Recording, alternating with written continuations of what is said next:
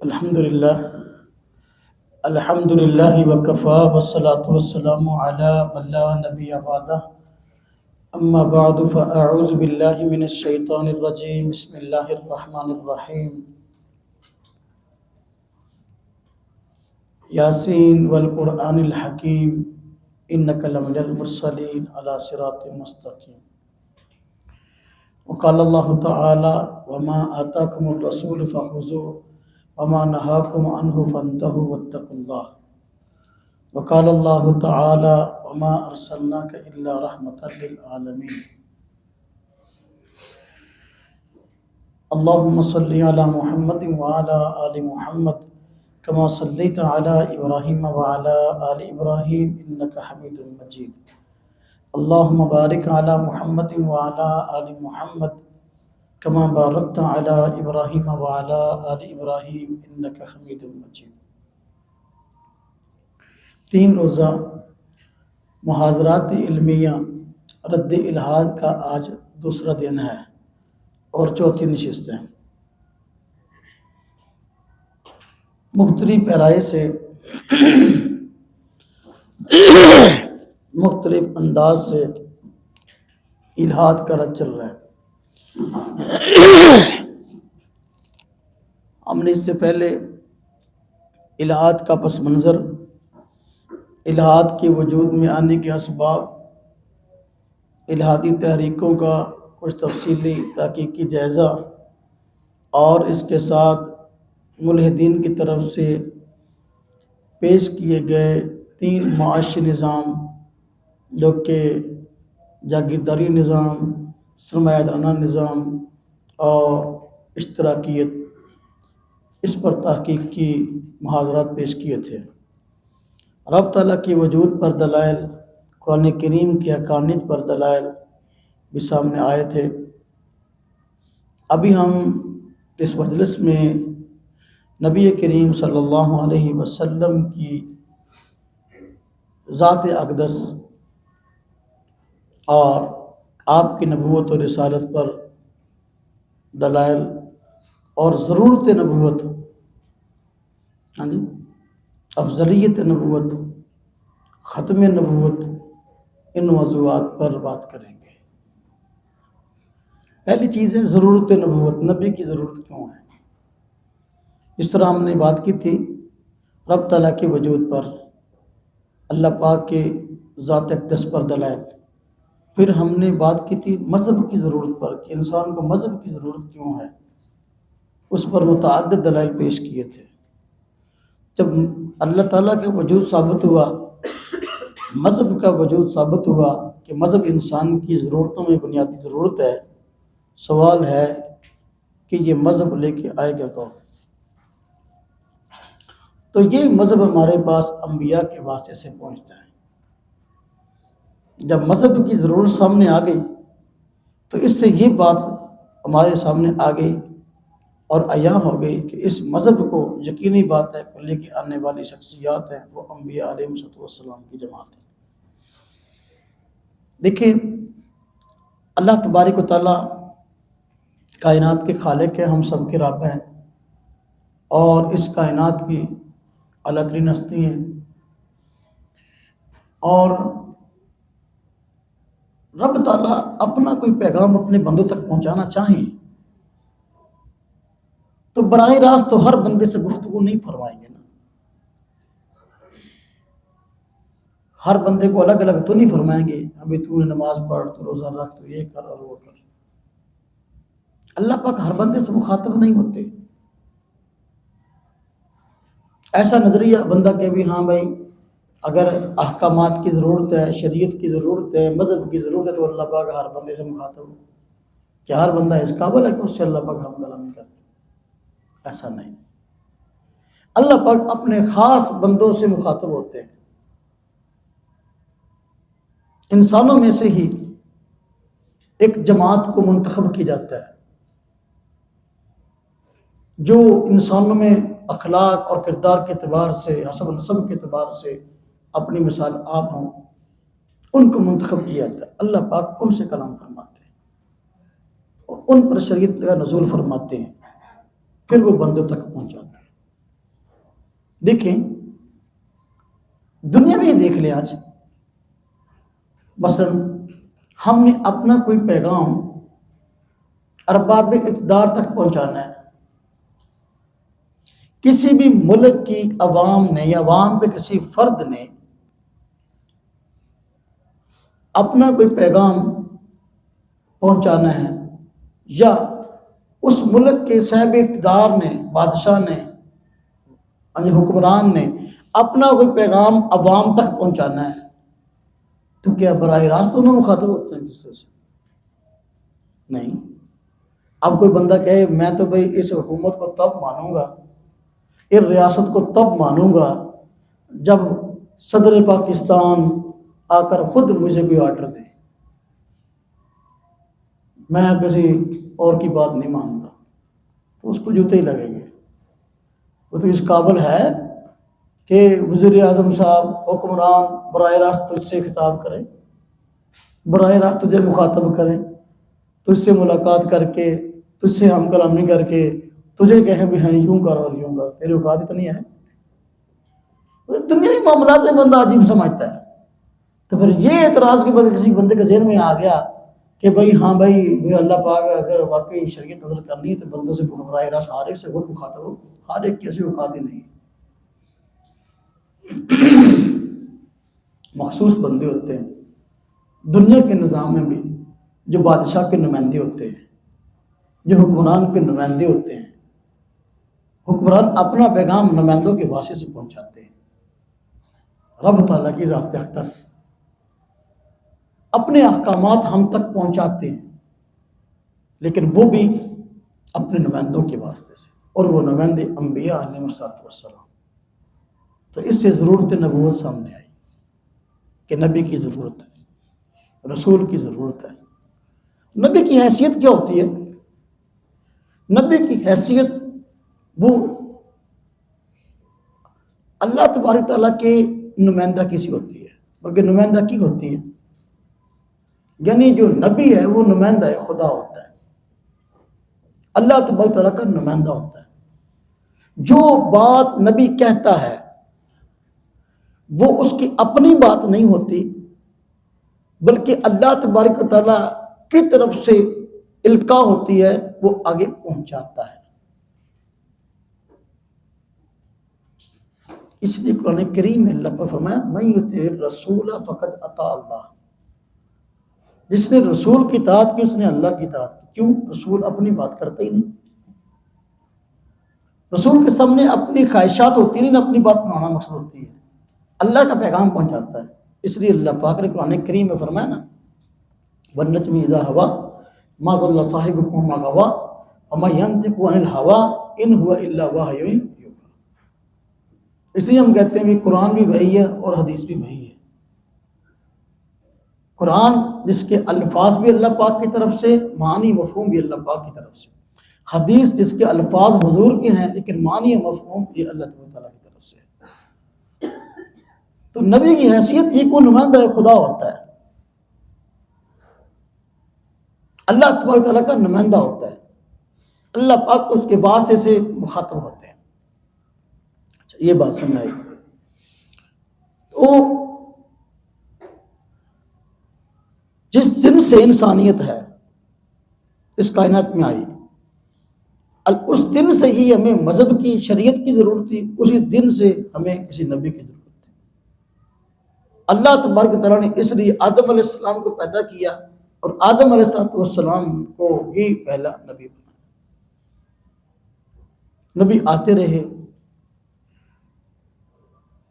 اور ان کی شریعت کا احکام پہنچانے کا ایک خاص دائرہ کار تھا۔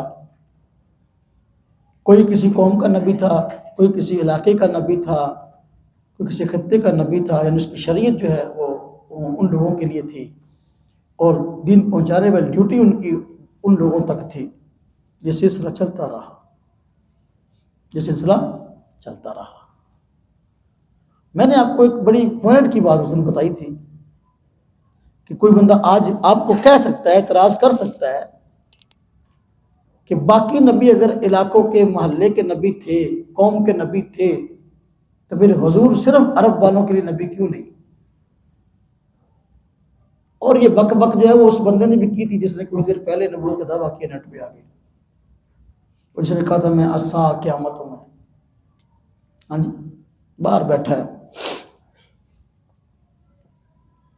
اللہ اکبر، کہ محمد تو صرف عرب والوں کے نبی تھے۔ تو بھائی حضور نبی کریم صلی اللہ علیہ وسلم سے پہلے جو انبیاء آئے ان کی دعوت کا دائرہ کار اپنے اپنے علاقے، اپنے اپنے خطے اور اپنی اپنی قوم تھی، عالمی دعوت ان کی نہیں تھی۔ کیوں؟ اس لیے کہ عالمی سطح پر پیغام اور دعوت پہنچانے کے لیے اس وقت اسباب نہیں تھے، جبکہ حضور نبی کریم صلی اللہ علیہ وسلم کے دور میں آج دعوت کو پوری دنیا میں پہنچانے کے اسباب پیدا ہو گئے۔ اس لیے اللہ تبارک و تعالیٰ نے حضور نبی کریم صلی اللہ علیہ وسلم کی دعوت کو عام کیا، اور آپ پورے عالم کے نبی ہیں، آپ کی شریعت پورے عالم کے لیے، پورے جہان کے لیے۔ اس سے پہلے اسباب تھے ہی نہیں۔ آج بندہ دین کی بات کرتا ہے، الحمدللہ اللہ کا شکر ہے کہ ہم امت محمدیہ علیہ صلی اللہ علیہ وسلم کے فرد ہیں، تو ہم یہاں بیٹھے بات کر رہے ہیں، پوری دنیا میں بات سنی جا رہی ہے۔ اس سے پہلے اسباب کہاں تھے؟ اسے ہم کہتے ہیں عالمی نبی کے عالمی امتی ہیں۔ تو حضور پوری دنیا میں دین لے کر آئے، آپ کی دعوت کا دائرہ کار پوری دنیا تھی، اس لیے اللہ پاک نے آج حالات اسبابی پیدا کر دیے، پوری دنیا میں دین کی دعوت دینا آسان ہو گئی۔ تو یہ کہنا کہ بھئی پہلے نبی جو ہے وہ عالمی نہیں تھے، تو حضور نبی صلی اللہ علیہ وسلم عالمی کیوں ہیں؟ ہم اس کا یہ جواب دیتے ہیں کہ اس لیے کہ آج پوری دنیا ایک بستی کی مانند ہو گئی ہے، آج پوری دنیا جو ہے وہ ایک محلے کی مانند ہو گئی ہے، ایک گھر کی مانند ہو گئی ہے۔ ہر بندہ آج اپنا پیغام پوری دنیا میں پہنچا سکتا ہے، ہر بندے کے پاس جیب میں موبائل موجود ہے، پیغام پہنچانا آسان ہو گیا۔ اس لیے حضور نبی کریم صلی اللہ علیہ وسلم کا دور جو ہے وہ آج عالمی بن گیا، اس لیے آپ عالمی۔ بات سمجھ میں آئی؟ اچھا، ضرورت نبوت سمجھ آئی؟ اس کے بعد کیا سمجھ میں آیا کہ اس دور میں ضرورت تھی عالمی نبوت کی، عالمی نبی کی، تو اس کی وجہ سمجھ آئی آگے۔ اچھا، اب افضلیت کی بات سمجھیں، افضلیت کی۔ حضور نبی کریم صلی اللہ علیہ وسلم، ہم سب کا یہ عقیدہ نظریہ ہے کہ تمام انبیاء کے سردار ہیں، تمام انبیاء سے افضل ہے۔ افضلیت نبوت یہ بھی، اس کی بھی ضرورت ہے۔ وہ کیوں؟ دیکھیں مثال سے سمجھاتا ہوں، اگر ذات باری تعالیٰ کے لیے کوئی مثال ہے نہیں، آپ کی فہم پہ قریب کرنے کے لیے بات کر سکتا ہوں۔ دنیا کے حکمران ہیں، ان کے نائب بہت سارے ہوتے ہیں، فلاں بھی نائب ہے، فلاں بھی نائب ہے، فلاں بھی نائب ہے، فلاں بھی وزیر ہے۔ وزیر کیا لے، چلو آسان الفاظ سے، فلاں بھی وزیر ہے، فلاں بھی وزیر ہے، فلاں بھی وزیر ہے۔ تو وزراء میں کوئی ایک آدھ ایسا ضرور ہوتا ہے جو ان سب میں سب سے خاص ہوتا ہے، اور جس کی اہمیت، جس کی شخصیت جو ہے وہ بنسبت دوسروں کی اس کو زیادہ محبوب ہوتی ہے۔ تو اگر دنیا میں ایسا ہے کہ وزیر سارے ہیں لیکن یہ وزیر اعظم ہے، تو نبی سارے ہی اللہ تبارک و تعالیٰ کے نائب ہیں، اور نبی کریم صلی اللہ علیہ وسلم کے سردار ہیں۔ بات سمجھ میں آئی؟ افضلیت کہ نبی کریم صلی اللہ علیہ وسلم افضل کیوں ہے؟ اب اس سے یہ سوال آپ سے یہودی بھی کر سکتا ہے، یہ عیسائی بھی کر سکتا ہے، یہ مولد بھی کر سکتا ہے۔ کیا کسی اپنے نبی نے بتا چڑھا کے پیش کر دیو؟ جبکہ موسیٰ بھی نبی ہیں، موسیٰ علیہ السلام، عیسیٰ علیہ السلام بھی نبی ہیں، تو پھر وہ بھی نبی ہیں، تو پھر یہ افضل کیوں، وہ افضل کیوں نہیں ہے؟ ہاں جی، یہ چیز جس نبی کی شریعت جو ہے وہ عالمی ہے، جس کی دعوت عالمی ہے، جبکہ دوسروں کی دعوت عالمی نہیں تھی، تو اس بات کا تقاضا ہے کہ جس نبی کی دعوت عالمی ہے وہ دوسروں سے افضل ہو، اس کی کچھ خصوصیات ہوں۔ یہ وجہ ہے۔ سمجھ آ رہی بات کہ نبی کے رسول افضل کیوں ہیں؟ قرآن کریم میں اللہ تعالیٰ نے فرمایا تلک الرسل فضلنا بعضهم علی بعض، کہ ان رسولوں میں سے کچھ کو ہم نے دوسروں پر فضیلت عطا کی ہے۔ افضلیت کا نظریہ یہ نہیں کہ ہم صرف حضور نبی کریم صلی اللہ علیہ وسلم کو افضل مانتے ہیں سب سے، یہ تو ہے ہی، لیکن اس کے ساتھ ابراہیم علیہ السلام جد الانبیاء ہیں، وہ بنی اسرائیل کے تمام نبیوں سے افضل ہیں، ہم ان کو افضل مانتے ہیں۔ تو ایسی چیز نہیں کہ افضلیت صرف اور صرف ہم کہتے ہیں بھی نبی کریم صلی اللہ علیہ وسلم کے لیے ہے۔ آپ پوری تو بحث سے مجموعی ہر اعتبار سے نا جزوی فضائل بعض نبیوں کے دوسروں سے موجود ہیں۔ اس پہ ایک اعتراض ذکر کرتا ہوں۔ میں کراچی میں تھا تو ایک ملک سے میری ملاقات ہوئی، میرا یہ شوق طالب علمی کا ہے، پنجابی کرو جب طالب علمی رہنے نہ سکے۔ ایک جگہ پر گئے تو دوست مجھے لے کے وہاں پر ملحدین بیٹھے تھے، تو ایک نے جو ہے اعتراض کیا، مجھے کہنے کا جی یہ جو نبیوں میں سے آپ صلی اللہ علیہ وسلم کے افضل ہونے کا عقیدہ ہے کیا یہ درست ہے؟ میں نے کہا آپ کا کیا خیال ہے؟ کہتا ہے یہ صحیح نہیں لگتا۔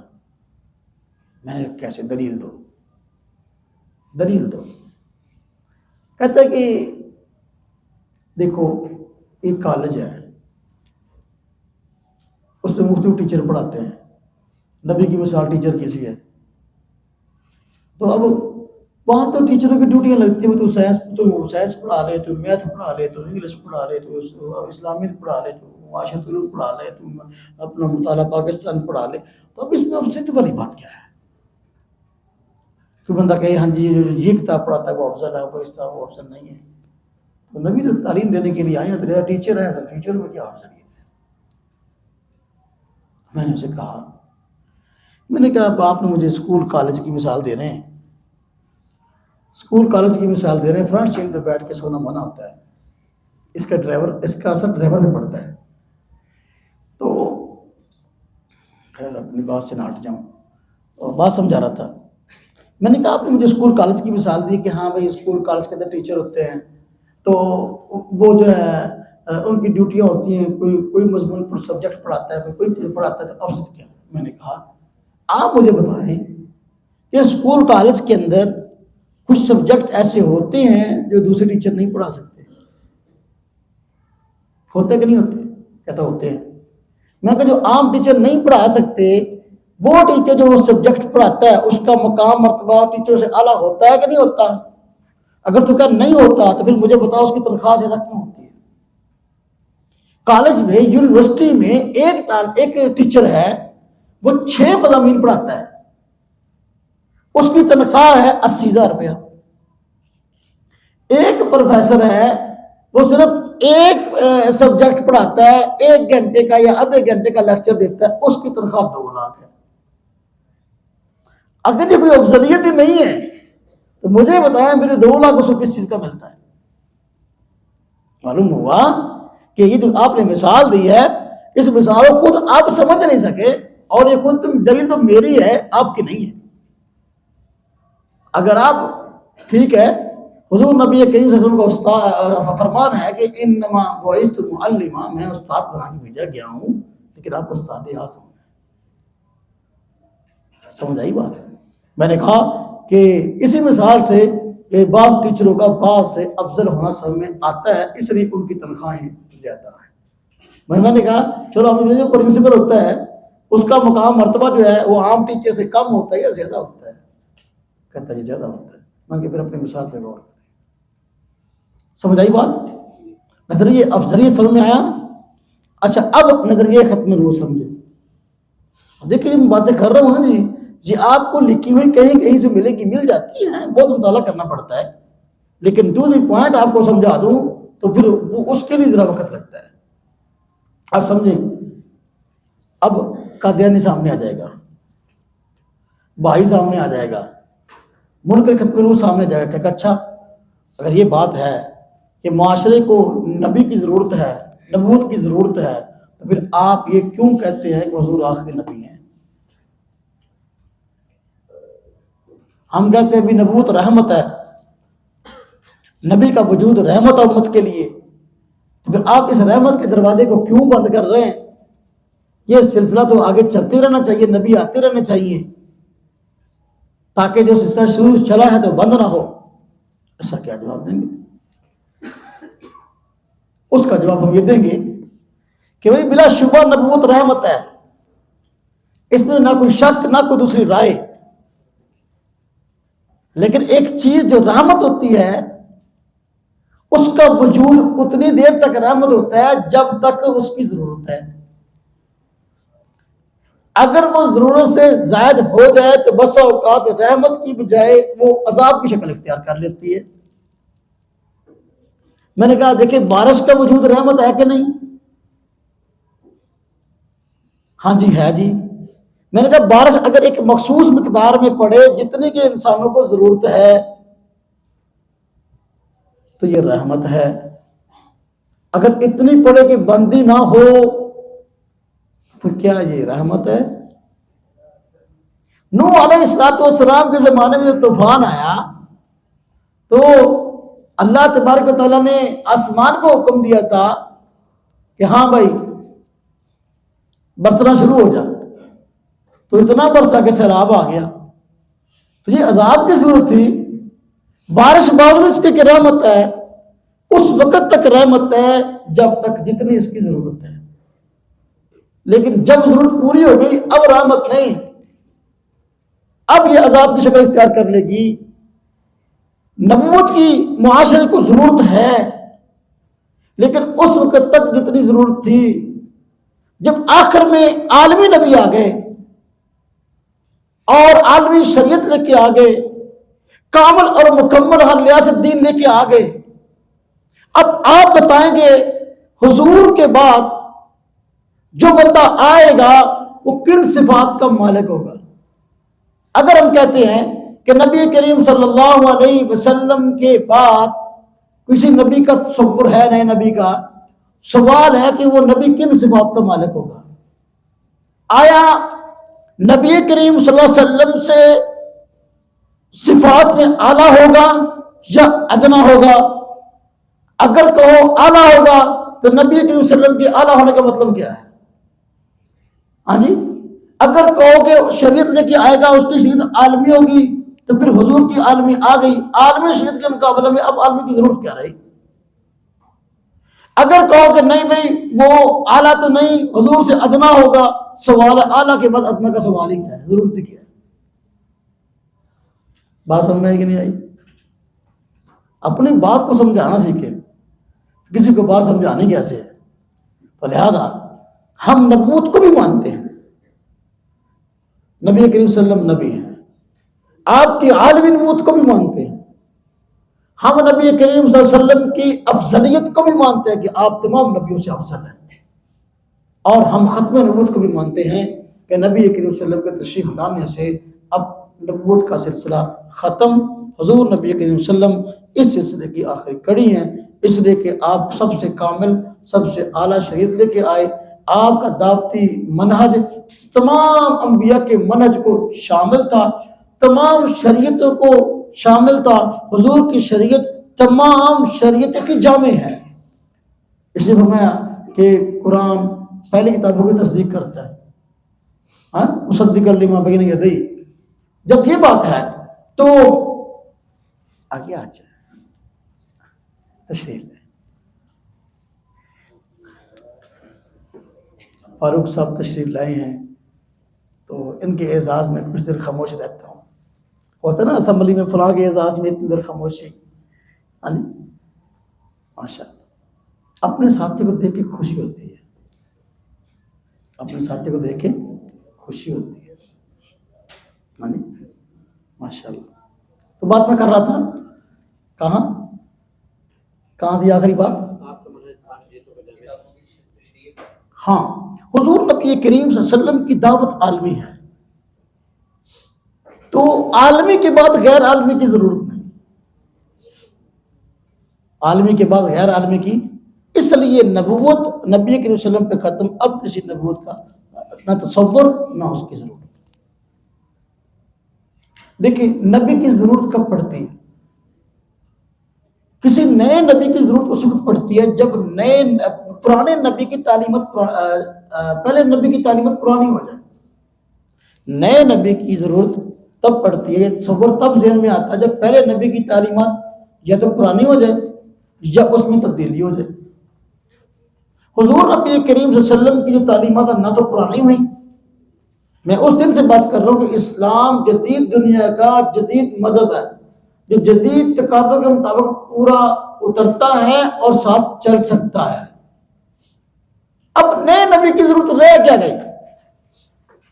اگر یہ ممکن نہیں ہے، ہاں جی، اگر یہ ہمارے معاشرے میں ہم لکھی پڑی بات ہے، مصر میں ہمارا مسلمانوں کا یہ اقرار نہیں، غیر مسلم حضرات اقرار کر چکے جیسے تعلیمات اسلام کی ہیں ایسی کسی مذہب میں پائی نہیں آتی. مثالی تعلیمات موجود ہے، اس کو ہوتے ہوئے غیر کی ضرورت کیا ہے؟ اس لیے ختم نبوت. تو ساری چیزیں اپنی جگہ اہم. ضرورت نبوت اور نبی علیہ وسلم کی عالمی نبوت، نبی علیہ وسلم کا تمام انبیاء سے افضل ہونا اور خاتم النبیین ہونا، یہ ساری کی ساری صفات آپ کی موجود ہے اور آپ کے مناسب ہیں، آپ کے فضائل ہیں، آپ کی خصوصیات ہیں، آپ کی صفات ہیں.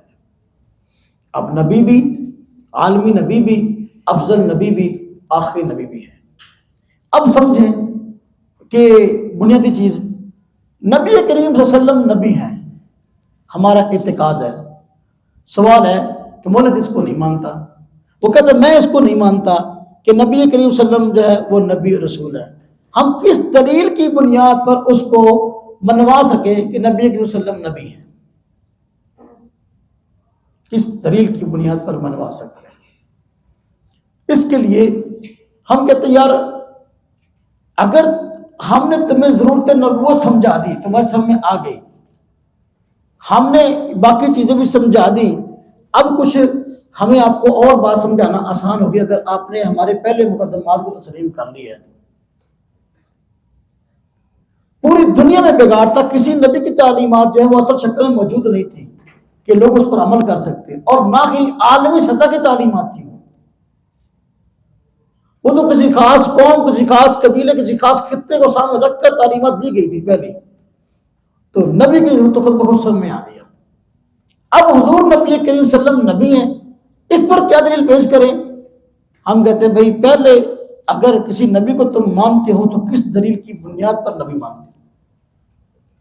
کسی نبی کو مانتے ہو، کس دلیل کی بنیاد پر نبی مانتے ہو؟ اس کی نبوت کو کس دلیل کی بنیاد پر ثابت مانتے ہو؟ ہم تو الحمدللہ مسلمان کھلے دل والے ہیں. ہمارے تو بنیادی عقیدے کا حصہ ہے کہ ہم نے جس طرح حضور نبی کریم صلی اللہ علیہ وسلم کو نبی ماننا ہے، تو جو حضور سے پہلے جتنے نبی آئے ان کو بھی نبوت کو تسلیم کرنا، ان کو بھی ہم نبی مانتے ہیں، ان پر اترنے والی کتابوں کو بھی مانتے ہیں. نبی بھی سچے، کتابیں بھی سچی. ہم سابقہ انبیاء میں سے کسی ایک نبی کی نبوت کے انکار کو کفر جانتے ہیں اور ہم اس کو دائرہ اسلام سے خارج مانتے ہیں. جو موسیٰ علیہ السلام کی نبوت کا منکر ہو، سیدنا عیسیٰ علیہ السلام کی نبوت کا منکر ہو، حضرت سلیمان، حضرت داؤد، کسی کی نبی کی نبوت کا منکر ہو، ہم تو اس کو دائرہ اسلام سے خارج مانتے ہیں. اس لیے سابقہ نبیوں کی نبوت جس طرز پہ ثابت ہے، جس دلیل سے ثابت ہے، انہی دلائل سے ہم حضور کی جو ہے نبوت ثابت کر دکھائیں گے. ہم کہتے ہیں دیکھو کسی نبی کا نبی ہونا ثابت کیسے ہوتا ہے؟ نمبر ایک چیز پہلی، اس کا کردار. نبی کی نبوت پر دلیل اس کا سب سے پہلے کردار ہوتا ہے. اور حضور نبی کریم صلی اللہ علیہ وسلم کو جب اللہ پاک نے حکم دیا کہ آپ کوہ صفا پہ چڑھ کر مکہ والوں کو جمع کر کے ہاں جی ان کو جو ہے وہ توحید کا پیغام دیں، اپنی رسالت کی اطلاع کریں، تو اس وقت نبی کریم صلی اللہ علیہ وسلم نے سب سے پہلے اپنے کردار کی گواہی ان سے دی تھی. حل وجدتمونی صادقا ام کاذبا، کہ آج تک میں تمہارے اندر رہا ہوں، آپ لوگوں نے مجھ کو کردار میں سچا پایا یا جھوٹا؟ انہوں نے کہا جربناک مرۃ، ہم نے آپ کو بارہا آزمایا، انا وجدناک صادقا، ہم نے آپ کو سچا پایا. اسی وجہ سے مکہ مکرمہ میں حضور نبی کریم صلی اللہ علیہ وسلم کے اعلان نبوت سے پہلے جتنے لوگ تھے وہ آپ کا نام لے کر آپ کو نہیں پکارتے تھے، بلکہ آپ کو صادق کہتے تھے، آپ کو امین کہتے تھے۔ ایک کردار کی گواہی ہے، اور ان لوگوں کے کردار کی گواہی ہے کہ جو بعد میں اپنی ہر درمی کی وجہ سے نبی ماننے کو تیار نہ ہوئے، بلکہ مخالف ہو کر جنگوں میں اتر آئے اور اپنے جو ہے جان تک انہوں نے گوا دی۔ صادق مانا، امین مانا۔ نبی کریم صلی اللہ علیہ وسلم جب آپ نے مکہ کو چھوڑا اور آپ کو ہجرت پر مجبور کیا گیا، تو اس وقت انہی لوگوں کی امانتیں نبی کریم صلی اللہ علیہ وسلم کے پاس محفوظ تھیں، جو باہر آپ کو شہید کرنے کے ارادے سے گھیرا ڈالے ہوئے تھے۔ آپ نے سیدنا علی المرتضیٰ رضی اللہ تعالیٰ عنہ کی ڈیوٹی لگائی تھی کہ یہ امانتیں جو فلاں فلاں کی ہیں ان کے سپرد کر کے پھر تم بھی مدینے آ جانا، میں جا رہا ہوں۔ یہ کردار ہے سب سے بھی میں عالمی اصولوں پر، جو عالمی منتنے اصول ہے کسی نبی کے نبی ہونے پر، میں ان اصولوں کی روشنی میں نبی کریم صلی اللہ علیہ وسلم کا نبی ہونا ثابت کروں گا۔ نمبر ایک، سب سے پہلے نبی وہ ہے عالمی اصول پر جس کو ضرورت نبوت اور عقیدہ نبوت رکھنے والے مانتے ہیں کہ نبی کا کردار یہ اس کی نبوت کی دلیل ہوتا ہے۔ تو اللہ پاک نے قرآن کریم فرمایا وَإِنَّكَ لَعَلَىٰ خُلُقٍ عَظِيمٍ، کردار کو پیش کیا نا، حضور نے سب سے پہلے کردار کی گواہی دی۔ ہاں جی، پھر فرمایا ہاں جی وہ گھر ہے، میں اگر تمہیں کہوں کہ لشکر ہے پہاڑی کے پیچھے آ رہا ہے، تم پر حملہ آور ہونا چاہتا، کیا میری بات مانو گے، سچا مانو گے مجھے؟ انہوں نے کہا جی ہاں جی بالکل، آپ نے ابھی تک جھوٹ بولا ہی نہیں۔ پھر آپ نے فرمایا اگر میں سچا ہوں تو پھر لا الہ الا اللہ، اس شرک سے بیزاری کا اظہار کر، ایک اللہ کی بات کرنے والے بن جاؤ۔ اب یہ چیز جو کہ ان کے رگ و ریشے کے اندر شرک جو ہے وہ گھسا ہوا تھا، ہاں جی اس کو نکالنا مشکل تھا، تو پہلی آواز اس نے سنی تو ویسے ان کے وہ حواس جو ہے نا وہ اپنی جگہ قائم نہ رہے۔ یہ چیز کردار۔ دوسری چیز جس کے ذریعے ہم نبی کریم صلی اللہ علیہ وسلم کی نبوت کو ثابت کر سکتے ہیں وہ ہے حضور نبی کریم صلی اللہ علیہ وسلم کی پیش گوئیاں۔ جس طرح میں نے قرآن کریم کی حقانیت کے اندر عرض کیا تھا کہ قرآن اللہ کلام ہے، تو قرآن کریم میں اللہ پاک نے مستقبل کے متعلق پیش گوئیاں فرمائی تھی کہ ان قریب ایسا ہونے والا ہے، اور وقت گزرنے کے ساتھ ایسا ہو گیا۔ حالانکہ اگر یہ اللہ کلام نہ ہوتا، کسی بندے کا کلام ہوتا، تو جو کہا گیا ایسے کیسے ہو گیا؟ تو یہ دلیل ہے اس بات کی کہ واقعی یہ کسی تخمینے کی بنیاد پر نہیں کہا گیا، علم کی بنیاد پر کہا گیا، اور وہ علم باری تعالیٰ کا۔ قرآن کلام اللہ ہے، کلام اللہ سے ہاں جی قرآن کا کلام اللہ ہونا ثابت ہوا، تو اس سے اللہ پاک کا وجود ثابت ہوا، کہ میں نے کل کی نشست میں باتیں کی تھی۔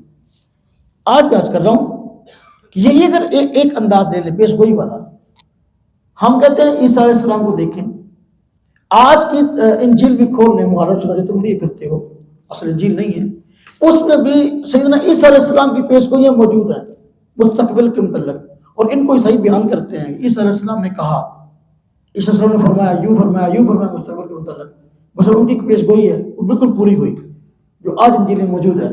فرمایا کہ بہت سارے لوگ میرے نام سے آئیں گے، بہت سارے جھوٹے میرے نام سے آئیں گے۔ وہی مرزا قادری نے کہا میں مسیح ہوں، بہاؤاللہ رحمانی نے کہا میں مسیح ہوں، ہاں جی اسی نام سے آ گئے۔ یہ پیش گوئی جو آپ نے فرمائی وہ سچ ثابت ہوئی۔ اب ان پیش گوئیوں کو اگر تم بیان کرتے ہو اور وہ سچ ثابت ہوئی، یہ سیدنا عیسیٰ علیہ السلام کے نبی ہونے کی دلیل ہے، تو پھر اگر ہم ان پیش گوئیوں کو بیان کریں جو حضور نبی کریم صلی اللہ علیہ وسلم نے مستقبل کے متعلق فرمائی تھی، اگر وہ پوری کی پوری سچ ثابت ہوئی، تو پھر یہ حضور کے نبی ہونے کی واقعی دلیل تمہیں ماننا پڑے گا۔ یہ عالمی اصول ہے۔ مثلا نبی کریم صلی اللہ علیہ وسلم نے مستقل پیش گوئیاں فرمائی، مختلف پیش گوئیاں فرمائی۔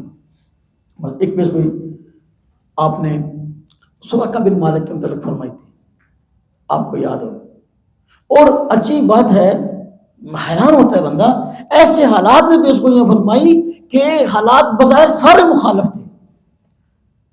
جب آپ تشریف لے گئے ہجرت پر، سراقہ بن مالک انعام لینے کی غرض سے، مشرکین مکہ سے انعام لینے کی غرض سے حضور نبی پاک صلی اللہ علیہ وسلم کے کو گرفتار کرنے یا آپ کی اطلاع دینے کی غرض سے آ ملا اور آپ کو ڈھونڈ لیا۔ تو اس وقت زمین میں دھنس گیا. ہاں جی، نبی کریم صلی اللہ علیہ وسلم سے دعا کی، اپیل کی، آپ نے دعا فرمائی، پھر زمین سے نکل آیا. یہ بھی کوئی معمولی چیز تو نہیں تھی، یہ بھی نبوت کی دلیل ہے. حضور نے فرمایا سراقہ اس وقت کو یاد کرو جب کسریٰ کے کنگن میں پہنائے جائیں گے. یہ پیشگوئی فرمائی آپ نے.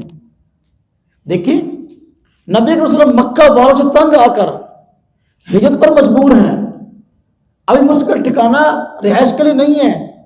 حالات سارے کے سارے جو ہیں وہ ناگفتہ بھی اور مخالف ہے بظاہر، لیکن ان حالات کے اندر آپ نے پیش گوئی فرمائی ہے. تو یہ پیش گوئی اس وقت فرمائی اور پوری ہوئی کہ نہیں ہوئی؟ ہاں جی، جب حضرت عمر رضی اللہ تعالیٰ عنہ کے دور میں کسریٰ فتح ہوا، ایران فتح ہوا، تو کسریٰ ہاں جی اور اپنا اس کے کنگن مال غنیمت میں آئے. مسجد نبوی کے اندر مال غنیمت کا ڈھیر لگ گیا. تو جہاں اور بہت ساری چیزیں تھیں تو کس طرح کے کنگن ہی برآمد ہوئے. نبی صلی اللہ علیہ وسلم انتقال فرما چکے تھے. صحابہ کرام جب ان کنگنوں کو دیکھا اور تحقیق میں معلوم ہوا کہ یہ اس کی کس طرح کے کنگن ہے، تو پھر صحابہ کرام نے حضرت سراقہ کو ڈھونڈنا شروع کیا. سراقہ کہاں ہے؟ تو سراقہ لائے گئے، بوڑھے ہو گئے تھے. ہاں جی، تو اب یہ آنکھوں کے جو ہے نا، یہ پلکیں بھی اپنا آنکھ کے اوپر گر پڑی تھی بڑھاپے کی وجہ سے. تو وہ کنگن حضرت سراقہ کو پہنائے گئے. ہاں جی، حضور کی بات پوری کرنے کے لیے کہ آپ فرمایا سراقہ تو یاد کر اس بات کو، اس وقت کو جب کسی کے کنگن پہنائے جائیں. یہ چیز ہے اسلام کی بنیاد کسی ریت پر نہیں جو آج دھکا دے اور گرا کے چلا جائے. حالانکہ اس وقت سراقہ مسلمان بھی نہیں تھی. وہ تو جو ہے وہ انعام لینے کی غرض سے حضور کو گرفتار کرنے کے لیے آئے تھے. بعد میں اللہ پاک نے ایمان کی توفیق دی. تو اس کے اندر گویا کہ جہاں وہ پیش گوئی تھی کنگن پہنائے جائیں گے، ان کے ایمان لینے کی پیش گوئی بھی تھی. یہی تو چیز ہے نا. اب دیکھیں نبی کریم صلی اللہ علیہ وسلم نے پیش گوئی فرمائی. جب غزوہ خندق کے موقع پر خندق کھود رہے تھے، میں نے شاید اشارہ کیا تھا ایک دن کہ نہیں کیا، کہ ایک چٹان ایسی تھی جو خندق میں ٹوٹ نہیں رہی تھی. مختلف صحابہ کرام نے زور آزمائی کی لیکن ٹوٹی نہیں. نبی کریم صلی اللہ علیہ وسلم کے پاس آئے اور آ کر عرض کیا یا رسول اللہ صلی اللہ علیہ وسلم ایک چٹان ہے جو نہیں ٹوٹ رہی، اس کی وجہ سے آگے خندق کھودنے میں رکاوٹ ہے. تو فرمایا مجھے دکھاؤ کہاں ہے. تو آپ نے کدال پکڑی اور ماری اس کو تو پاش پاش ہو گئی. تو اس سے چنگاریاں نکلیں. ہاں جی، اپنا جیسے چٹان سے. تو آپ نے فرمایا اسے چنگاریاں نکلی. میں نے کس طرح کے محلات دیکھے اور آپ نے پیش گوئی فرما دی کہ ان قریب یہ کس طرح تم فتح کرو گے، جو کہ اس وقت کی بڑی طاقتیں تھیں، ریاستیں تھیں عالمی. اب جب آپ نے یہ پیش گوئی فرمائی، منافقین کو اس کا پتہ چلا تو منافقین نے وہاں مذاق بنایا. کہا دیکھو ان کی مسلمانوں کی حالت، اپنی جان بچانے کے لیے خندقیں کھود رہے ہیں اور خواب دیکھ رہے ہیں کیسر و کسریٰ کو فتح کرنا. تو وقت آیا جب کیسر و کسریٰ دونوں فتح ہو گئے. ہاں جی، یہ پیش گوئی ہے. اگر سیدنا عیسیٰ علیہ السلام کی پیش گوئیاں یہ ان کے نبوت کی دلیل ہیں بلا شبہ ہیں، تو یہ پیش گوئیاں نبی کریم صلی اللہ علیہ وسلم کے نبی ہونے کی دلیل ہے. اور سمجھ آئی؟ حضور نبی کریم صلی اللہ علیہ وسلم نے کئی پیش گوئیاں فرمائیں. آپ دیکھ لیں، آپ نے فرمایا قیامت کی نشانی میں سے نا، فرمایا قرب قیامت سود خوری عام ہو جائے گی. کوئی بندہ کتنا ہی بچنا چاہے گا نا، اس کو کچھ نہ کچھ سود کا جو ہے نا وہ دھواں پہنچ کے رہے گا، اثرات پہنچ کے رہے گا. آج دیکھ لیں ہم سب سارے کے سارے سودی نظام میں ایسے جکڑے ہوئے ہیں، بچنا بھی چاہے تو بچنا مشکل ہو رہا ہے. آپ نے پیش گوئی فرمائی قرب قیامت ہوگا، اولاد والدین کی نافرمان ہوگی. آج مجھے دکھائیں 100 میں سے کون سا باپ ایسا جس کو شکوہ نہ ہو اپنی اولاد. آپ نے فرمایا قرب قیامت بے حیائی عام ہو جائے گی. آج دیکھ لیں کہ بے حیائی کیا صورتحال ہے. ہر بندہ ٹک ٹاک پہ اپنے کو ننگا کر دکھانے کے لیے تیار بیٹھے ہے کہ نہیں ایسا؟ وہ کتنی آپ پیش گوئیوں پر اگر کتاب لکھے تو بڑی موٹی کتاب بن جائے گی. نبی کریم صلی اللہ علیہ وسلم نے جو پیش گوئیاں فرمائی بالکل ایسی کی ایسا. ابو لہب جو آپ کا چچا تھا اور سب سے پہلا مخالف تھا، سخت مخالف جو ہے وہ ابو جہل تھا. پہلا مخالف ابو لہب تھا. ابو لہب نے جب نبی کریم صلی اللہ علیہ وسلم کو کوہ صفا پہ پتھر مارا، جب آپ نے دعوت دی تھی، اللہ پاک نے فرمایا وَأَنذِرْ عَشِيرَتَكَ الْأَقْرَبِينَ، اپنے قریبی رشتہ داروں کو دوزخ کے عذاب سے ڈرائیے. اکٹھا کیا تو سب سے پہلے پتھر ابو لہب نے مارا تھا. ہاں جی، اور کہا تھا ہلاک ہو، میں اسے نہیں بلایا تھا. تو اس وقت تبت یدا ابی لہب وتب نازل ہوئی، سورہ لہب نازل ہوئی. دونوں کا انجام بیان کیا گیا، ابو لہب کا بھی اس کی بیوی کا بھی. ابو لہب بھی نبی کریم صلی اللہ علیہ وسلم کے خلاف 24 گھنٹے جو ہے نا وہ سازشیں کرتا تھا، اور بیوی بھی کرتی تھی. دونوں کا انجام بیان کیا، اور دونوں کا انجام واقعی وہی ہوا جو قرآن نے بیان کیا. تباہ ہوا، ہلاک ہوا. ابو لہب مرا تو ایسی عجیب موذی بیماریاں تھیں کہ گھر والے اسے قریب نہیں لگتے تھے، حتیٰ کہ مرنے کے بعد 3 دن تک لاش پڑی رہی اور دفنانے کے لیے تیار نہ تھا. پھر اس کی اولاد نے جو ہے نا وہ لاٹھیوں سے کسیٹ کر گڑھے میں اس کو ڈال دیا. اور اس کی بیوی کے بارے میں کہا گیا فی جیدہا حبل من مسد، اس کی گردن میں رسی بٹی ہوئی. تو وہ اپنے سردار کی بیوی ہو کر وہ جا کر کمینی حرکتیں کرتی تھی، لکڑیاں چن کے لاتی تھی اپنا جنگل سے. تو ایک دن ایسا ہوا کہ وہ اپنا لکڑیاں لا رہی تھی، تو رسی کہیں جو ہے نا گردن کے قریب اس کے تھی، تو وہ گٹھا پیچھے ہو گیا اور رسی جو ہے گردن میں پڑ کے مر گئی. اور ابو لہب کے ایک بیٹے کے متعلق نبی کریم صلی اللہ علیہ وسلم نے پیشگوئی فرمائی تھی. اس نے بہت زیادہ کہنے کہ بدتمیزی سے پیش آیا اور بکواسات کی. تو اب فرمایا یا اللہ اس پر درندوں میں سے کوئی درندہ مسلط کر دے. اب اس کے بعد جب آپ نے یہ بات فرمائی تو یہ اب تجارتی سفر کے لیے چاہتا نہیں تھا. ابو لہب نے منع کیا تھا کہ محمد تیرے بارے میں یہ بات کہی ہے، اب بچ کے رہنا. تجارتی قافلہ جانے لگا تو اس کو لے کر آنے کے لیے لوگوں کو مادہ کیا بھی یہ ساتھ آئے ہمارے. تو باپ نے کہا تجھے پتہ نہیں تیرے بارے میں محمد نے کیا کہا ہے؟ ہاں جی، تیرے بارے میں محمد نے کیا کہا ہے؟ تو اس لیے باز آ قافلے والوں نے کہا کہ نہیں نہیں ہم اس کی حفاظت کریں گے، ہم اس کی حفاظت کریں گے. تو لے کے ساتھ حفاظت کا عہد کر کے رات کو جنگل میں پڑاؤ کیا اور اس کی حفاظت کے لیے ارد گرد سواری جھاڑی جمع کر دی. درمیان کے اندر جو ہے سامان سارا لگا دیا کہ کوئی درندہ جو ہے وہ آ کر نقصان نہ پہنچائے. پھر اس کے اندر اس کو محفوظ لٹایا گیا. آدھی رات میں ایک شیر جو ہے وہ دھاڑتا ہوا آیا، اچھلتا کودتا ہوا، اس کو چیر پھاڑ کے آگے نکل گیا. یہی ہے بات سمجھ میں آئی کہ نہیں آئی؟ ہم کہتے ہیں عالمی اصولوں کو دیکھو، وقت نہیں ہے، بات میری کہیں آگے ضرورت نہ ہو جائے بڑھ جائے. تو پیش گوئیاں اور یہ دعا ہے. دیکھیں جتنے بھی سابقہ انبیاء ہیں، سابقہ انبیاء کی نبوت کو منوانے کا اور اس کے اس بات کا ایک انداز یہ کہ وہ دعا فرماتے تھے، اللہ پاک فوراً قبول فرماتے تھے. دعا فرماتے تھے، اللہ پاک قبول فرماتے. بہت ساری دعائیں سیدنا عیسیٰ علیہ السلام کی موجود ہیں، موسیٰ علیہ السلام کی موجود ہیں، بائبل کے اندر آپ کو مل جائیں گی تورات و انجیل میں. ہاں جی، اور دیگر انبیاء کی دعائیں. تو دعاؤں کا قبول ہونا یہ نبی کے سچا ہونے کی دلیل ہے، یہ عالمی معیار ہے. ہم کہتے ہیں اسی پر نبی صلی اللہ علیہ وسلم کو دیکھ لیں آپ کہ نبی صلی اللہ علیہ وسلم ادھر دعا فرما رہے ہیں اور ادھر اللہ پاک قبول کر رہے ہیں. ابو لہب کے بیٹے کو آپ نے ہاں جی دعا دی، انجام دیکھ لیں. اب دیکھیں اس کو بندہ اتفاق کیسے کہہ سکتا ہے؟ ادھر نبی صلی اللہ علیہ وسلم دعا فرما رہے ہیں یا اللہ عمر بن شام میں سے اور عمر بن خطاب میں سے کسی ایک کو ایمان کی توفیق دے. حالات سارے مخالف تھے اور مشورہ ہو چکا تھا نبی صلی اللہ علیہ وسلم کو شہید کرنا ہے، اور شہید کرنے کے لیے عمر رضی اللہ عنہ کہتا میں یہ کام کروں گا. گھر سے شہید کرنے کے نکلے ہیں اور نبی صلی اللہ علیہ وسلم کے پاس آ کر ایمان قبول کر رہے ہیں. یہ دعاؤں کی قبولیت نہیں. اور کیا ہے مجھے سمجھائیں؟ ادھر دعا ہو رہی ہے، ادھر قبولیت ہو رہی ہے. اور آپ نبوت کے لیے کون سا معیار چاہتے ہیں؟ ابو لہب رضی اللہ تعالیٰ عنہ سچے طالب علم تھے نا، سچے طالب تھے. طالب علم ہو تو ابو ہریرہ رضی اللہ عنہ جیسا. ہاں جی، چاہتے تو محنت کر کے بڑا مال کما سکتے تھے، لیکن نبی صلی اللہ علیہ وسلم کے در میں پڑے رہتے اور کئی دن کا فاقہ ہو جاتا. اس وجہ سے کہیں دور نہیں جاتے تھے کہ میں کہیں جاؤں گا مال کمانے کے لیے بھی اور دنیا مفاد کے لیے، تو کہیں نبی صلی اللہ علیہ وسلم باہر نکل کے بات ارشاد فرمائے تو مجھ سے رہ نہ جائے.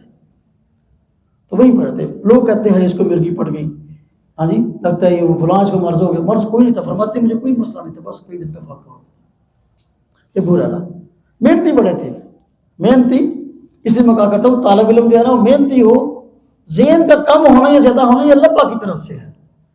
محنت یا بد محنت ہونا اس کا اپنا فعل ہے.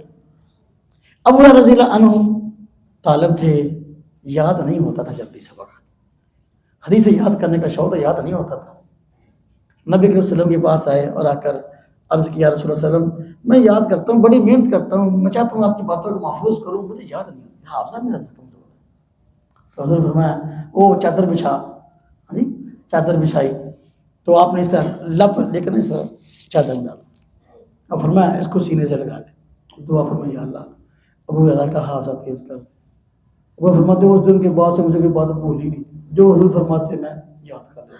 آج حدیث کی کوئی کتاب کھول کے دیکھ لیں، میرے خیال میں جو ہے نا کوئی جو میں باپ کی بات تو شاید نہ کر سکوں، لیکن کوئی کتاب آپ دیکھ لیں، کتاب و طہارت ہو یا کتاب و صلاۃ ہو، صوم ہو، زکوٰۃ ہو، بیوع ہو یا ادا ہو یا قضاء کے متعلق ہو یا دعویٰ کے متعلق ہو یا شرک اور مزارعت بھی ہو، آپ کوئی بھی کھول کے دیکھیں نا، ابو ہریرہ رضی اللہ عنہ ہر دوسرے صفحے پر حدیث بیان کرتے ہیں.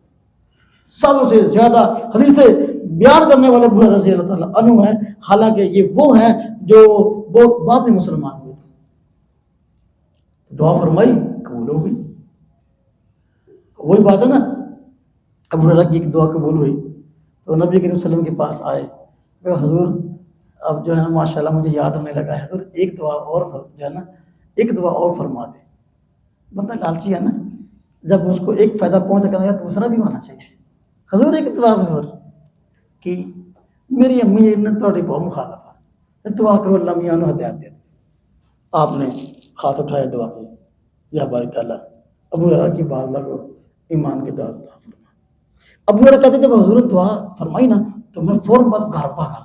میں کہا دیکھتا ہوں پہلے گھر کے اندر میں پہنچتا ہوں یہ دعا پہنچتی ہے.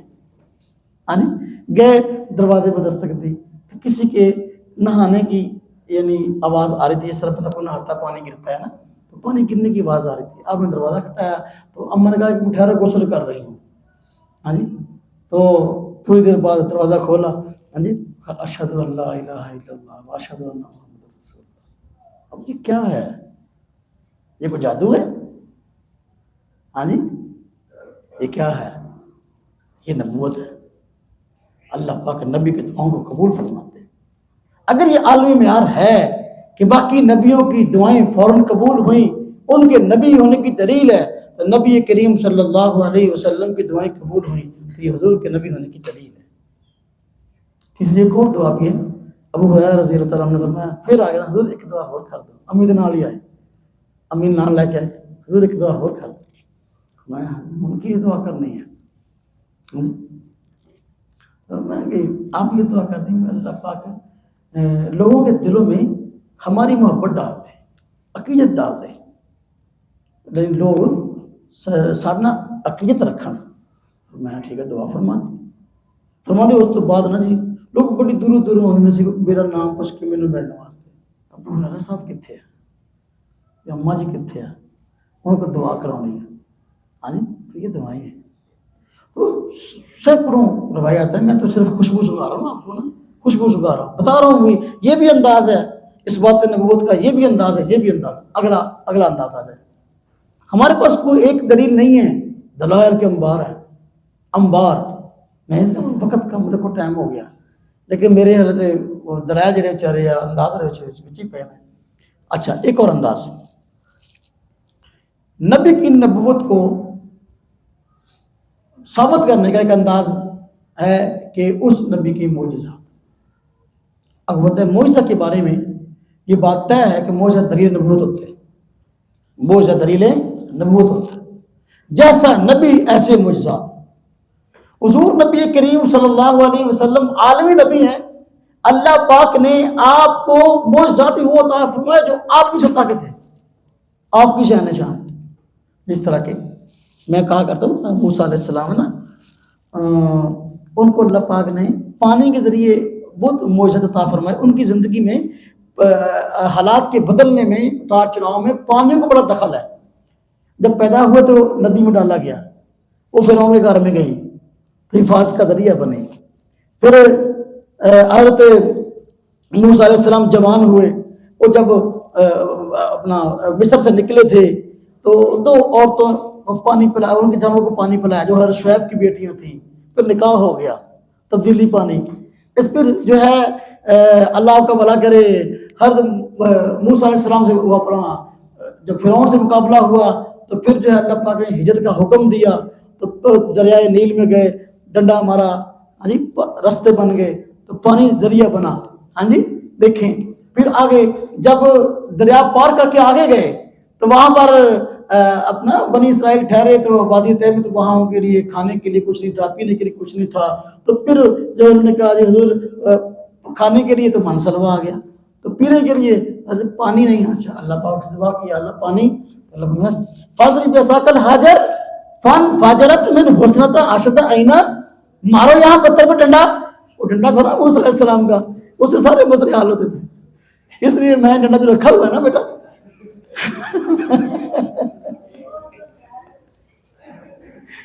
تو اس سے پریشان نہ ہوا کرو، مسائل کے حل کے لیے 12 چشمے نکل پڑے. کتنے چشمے؟ 12 چشمے. تو یہ موسیٰ علیہ السلام کی زندگی جو ہے نا اس میں یعنی آپ عجائبات دیکھیں تو پانی کے ذریعے آپ پر سمجھ. اب دیکھیں حضور نبی صلی اللہ علیہ وسلم کا معجزہ دیکھیں آپ. ٹھیک ہے یہ سب معجزات ہیں، میں مانتا ہوں اپنی اپنی جگہ پر، اور یہ ہمارے ایمان کا حصہ ہے، اس میں دوسری رائے نہیں ہے. اب دیکھیں نبی صلی اللہ علیہ وسلم کا معجزہ. ہاں جی آپ دیکھیں معجزہ، پتھر سے پانی نکلنا یہ عجائبات میں شامل ہے. لیکن آپ دیکھتے ہیں پہاڑی علاقوں میں بس اوقات چشمے پانی کے نکل آتے ہیں نا، ہے کہ نہیں ایسا؟ کسی آنکھ نے آج تک دیکھا کبھی انگلیوں سے بھی پانی کے چشمے نکلے ہو؟ ہاں جی حضور نبی کریم صلی اللہ علیہ وسلم وہ ایک سفر کے موقع پر جب پانی کم ہو گیا، صحابہ کرام نے عرض کیا رسول اللہ ہماری ضرورت کے لیے پانی نہیں ہے. آپ نے فرمایا کچھ نہ کچھ ہو تو لے آؤ. وہ چھوٹے سے برتن میں لایا گیا، آپ صلی اللہ علیہ وسلم نے اپنی انگلیوں میں بھاگ ڈالی تو پھر انگلیوں سے پانی کے فوارے چھوٹ پڑے. یہ ہے معجزہ. کسی آنکھ نے آج تک جو ہے وہ یہ نہیں دیکھا تھا کہ انگلیوں سے پانی کے چشمے نکلتے ہوں. معجزہ اللہ پاک نے سب کو عطا فرمایا ہے، موسیٰ کو بھی، عیسیٰ کو بھی، تو حضور کو بھی عطا کیے. حضور کو وہ معجزے عطا کیے جو آپ کی شان شان. اب دیکھیں عالمی معجزہ، عالمی نبی کا عالمی معجزہ. ہاں جی وہ جو چاند کے 2 ٹکڑے ہونے والا معجزہ ہے، آپ مجھے بتائیں کہ کسی ایک بندے نے دیکھا؟ کسی ایک بندے نے دیکھا چاند کے 2 ٹکڑے ہوتے ہوئے؟ مشرکین مکہ نے کہا یہ چاند ہے، اگر آپ اس کے 2 ٹکڑے کر دیں تو ہم آپ کو نبی مان لیں گے. آپ نے اشارہ کیا اس طرح تو چاند ایک حصہ ادھر ہو گیا، ایک حصہ ادھر ہو گیا. دنیا نے دیکھا. ہاں جی اب دیکھیں یہ معراج والا معجزہ ہے، یہ عالمی نبی کا عالمی معجزہ ہے. اس سے پہلے کسی نبی کو ایسا معجزہ نہیں عطا کیا گیا کہ نبی کریم راتوں رات گئے یہاں سے مسجد اقصی. ہاں جی مسجد اقصی میں تمام نبیوں کو وہ نماز پڑھانا، ان کی امامت کرنا، یہ بھی ایک معجزہ ہے. سارا سفر ہی معجزات والا تھا. پھر اللہ پاک کی زیارت کی، ملاقات ہوئی، انبیاء سے ملاقاتیں ہوئیں، بارہا ہوئی، جس طرح کے واقعہ ہے سارے کا سارا. اب یہ بھی تو حضور نبی کریم صلی اللہ علیہ وسلم عالمی نبی ہیں، عالمی معجزات. دیکھیں پہلے انبیاء نبی صلی اللہ علیہ وسلم کی معجزات میں اور عام معجزات میں کیا فرق ہے کہ پہلے انبیاء گئے، معجزات میں سے کوئی معجزہ باقی نہ رہا. نبی کریم صلی اللہ علیہ وسلم اس دنیا تشریف لے گئے، 2 معجزے آج بھی باقی ہیں. 2 معجزے آج بھی باقی ہیں. ایک معجزہ قرآن ہے. ایک معجزہ کیا ہے؟ قرآن ہے. ہاں جی چونکہ عرب انوکھے سے انوکھے کلام پیش کرنے کو اعجاز سمجھتے تھے، اس لیے اللہ پاک نے قرآن کریم جو اپنی فصاحت اور بلاغت میں ہاں جی بے مثال تھا، اللہ پاک نے عطا کیا، آج بھی باقی ہے اور قیامت تک رہے گا، اس میں کوئی تبدیلی نہیں ہو سکتی. دوسرا معجزہ کہ نبی کریم صلی اللہ علیہ وسلم نے فرمایا تھا کہ جو لوگ حج کرنے کے لیے جاتے ہیں، جن کا حج قبول ہو جاتا ہے تو ہے نا آپ رمی جمار کرتے ہیں، شیطانوں کنکریاں مارتے ہیں، تو کنکریاں ماری 3 دن ماری جاتی ہیں، 7 کنکریاں مارتے ہیں. تو وہاں جتنی کنکریاں ماری جاتی ہیں تو ہونا تو یہ چاہیے وہاں پہاڑ بن جائے، لاکھوں لوگ جمع ہوتے ہیں وہاں پر، لیکن کنکریاں بہت تھوڑی بڑی ہوتی ہیں. آپ نے فرمایا کہ فرشتے جن کا حج قبول ہو جاتا ہے ان کی کنکریوں کو اٹھا کے لے جاتے ہیں، اور جن کا حج قبول نہیں ہوتا ان کی کنکریاں وہاں پڑی رہ جاتی ہیں.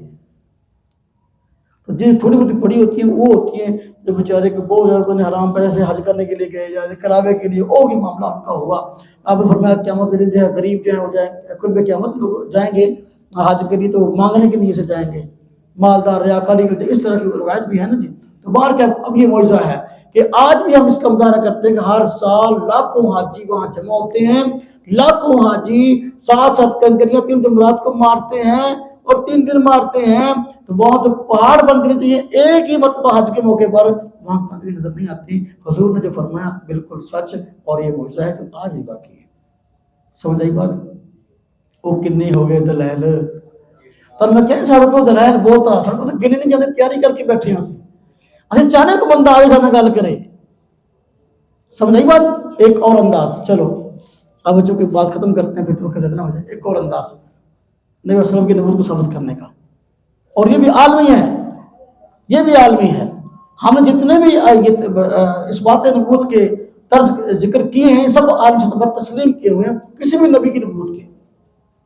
ہم دیکھیں ایک اور انداز وہ ہے کہ کسی بھی چیز میں نبی کریم صلی اللہ علیہ وسلم کے ذریعے برکت کا حاصل ہو جانا، برکت کا حاصل ہو جانا۔ کتنی واقعات ایسے ہیں، برکت جانتے کیسے کہتے ہیں؟ برکت مانا چیز تھوڑی اور اس سے ضرورتیں زیادہ پوری ہو جائے، یہ برکت ہے۔ بے برکتی کا مطلب ہے کہ چیز زیادہ ہے لیکن اس کے بعد اس سے ضرورتیں پوری نہیں ہو رہی۔ تو برکت چیز تھوڑی اور زیادہ لوگوں پوری آ گئی، یہ برکت ہے۔ یہ بھی دلیل نبوت ہے۔ انجیل کے اندر متعدد واقعات عیسیٰ علیہ السلام کے موجود ہیں برکت کے۔ تو میں پھر کہتا ہوں نبی صلی اللہ علیہ وسلم کے واقعات سن لو۔ دیکھیں غالباً غزوہ خندق کی بات ہے، اگر میں نام نہ بھول رہا ہوں اللہ مجھے معاف فرمائے، غالباً جابر بن عبداللہ رضی اللہ عنہ کا واقعہ ہے، تصحیح فرما دے اگر نام بول تو اپنا سب نے اپنے پیٹ پر پتھر باندھ رکھے تھے، تو صحابہ کرام آئے نبی صلی اللہ علیہ وسلم کے پاس اور جو ہے نا وہ پیٹ میں کر کے پتھر دکھایا، حضور بھوک بڑی ہے، فاقہ ہے، تو سارا دینے کے لیے پتھر باندھ رکھے۔ تو نبی پاک صلی اللہ علیہ وسلم نے اپنا پیٹ پر دکھایا تو اس پہ 2 پتھر بندے ہوئے تھے۔ تو اس سے صحابی رسول اللہ جابر بن عبداللہ سے رہا نہ گیا، گھر گئے اور جا کر کہا اپنی بیوی سے کہ حضور نہایت جو ہے وہ شدید بھوک کا شکار ہیں، بھوک لگی ہوئی ہے، تو کیوں نہ ہم حضور کی دعوت کر دیں۔ گھر میں ایک بکری تھی، پکڑی ذبح کی اور کہا بھی حضور کے ساتھ ظاہر بات ہے کہ ان کے وزیر مشیر بھی تو آئیں گے نا، خاص صحابہ تو آئیں گے، اس خاص صحابہ کی بھی دعوت کر دے ساتھ، وہ بکر صدیقہ تو میرے فروغ یہ بھی آئیں گے، سادات علی رضی اللہ عنہ اور عثمان۔ تو انہوں نے دعوت کا انتظام کیا اور انہوں نے بیوی نے کہا جا کر حضور کے کان میں کہنا حضور آپ کی دعوت ہے، بس جس کو 2-4 کو مناسب سمجھیں آپ لے آئیں۔ تو حضور صلی اللہ علیہ وسلم نے اعلان فرما دیا، اعلان کر دو جابر کے گھر میں سب کی دعوت ہے۔ سارا لشکر دعوت خان پہنچ گیا۔ ہاں جی، وہ کھانا وہ جو چند لوگوں کے لیے پکایا گیا، ہاں جی، سارے کا سارا لشکر کھا گیا کھانا، پھر بچا رہا۔ یہ ہے برکت، یہ ہے دلیل نبوت۔ سمجھ آئی؟ اچھا، ایک دن مجلس میں تشریف فرما تھے نبی کریم صلی اللہ علیہ وسلم، حضور کے تذکرے جو ہے نا وہ بندہ جتنے بھی کرے کام ہے، صحیح بات ہے، وہ تو ہماری مجبوری ہے کہ ہمیں وہ جو ہے نا وہ گند بیان کرنا پڑتا ہے کہ فلاں مولد نے یوں کہا فلاں نے یوں کہا۔ تو ہم کہتے ہیں ہمارے پاس تو دلیل بہت سارے ہیں، ایک پہلو کو ہم بیان کرتے ہیں، تو اپنی بات کے ثابت کرنے کے بڑے انداز ہیں۔ میں نے مستقل سیرت النبی پر جمعے شروع کیے، میرے 14 جمعے ہو گئے ہیں، تو میرا ردہ ہے کہ لمبا سلسلہ سیرت النبی پر آ جائے نیٹ پر نا، لمبا سلسلہ شروع کیا ہوا ہے، 14 بیان ریکارڈ ہو گئے ہیں، انشاءاللہ چلے گا سلسلہ یہ۔ تو رمضان میں بھی انشاءاللہ اسی ہی ترتیب میں چلاؤں گا انشاءاللہ، بھی تو میرا سفر ہے عمرے کا جمعرات کا انشاءاللہ، تو پھر انشاءاللہ پھر آگے وہی سلسلہ شروع کروں گا۔ تو بات عرض کر رہا تھا برکت کی بات، نبی کریم صلی اللہ علیہ وسلم کی مجلس میں صحابہ کرام بیٹھے ہوئے ہیں، ہاں جی، تو حضرت انس رضی اللہ عنہ کا غالباً واقعہ ہے کہ وہ فرماتے ہیں کہ راوی وہی ہیں کہ ایک پر جب تشریف فرماتے اس طرح تو مجھے بھوک بہت لگی ہوئی تھی، اچانک ایک دودھ کا پیالہ ایک صحابی لے کر آیا بطور ہدیہ کہ حضور آپ کے لیے۔ نبی کریم صلی اللہ علیہ وسلم نے حضرت انس کو فرمایا کہ سب کو پلاؤ۔ خود فرماتے ہیں مجھے بڑی بھوک لگی تھی، میری چاہت ہے حضور مجھے سب سے پہلے کہ تم پی لگتا موقع ہو جائے، تو حضور نے فرمایا سب کو پلاؤ۔ میں نے کہا اچھا دیکھتے ہیں کیا بنتا ہے، تو سب کو پلانا شروع کیا، سب نے پی لیا، دودھ پھر بچ گیا۔ آپ نے فرمایا انس تم پیو، انس تم پیو، کہتے میں نے پھر ذرا خوب پیا، پھر بھی بچ گیا، میں کیا حضور بچ گیا، میں اور پیو اور پیو، خوب پھر پیا، پھر میں نے پیا، پھر میں نے پھر بچ گیا۔ اور میں اور بھی ہو گیا، تیسری بار پھر میں نے زور لگایا، پھر آپ میں اور میں یہ نہیں جاتا، اسے کہتے ہیں برکت. سمجھ آئی؟ ٹائم ہو گیا نماز کا. تو یہ مختلف انداز ہیں نبی کریم صلی اللہ علیہ وسلم کی نبوت کے اس بات کے.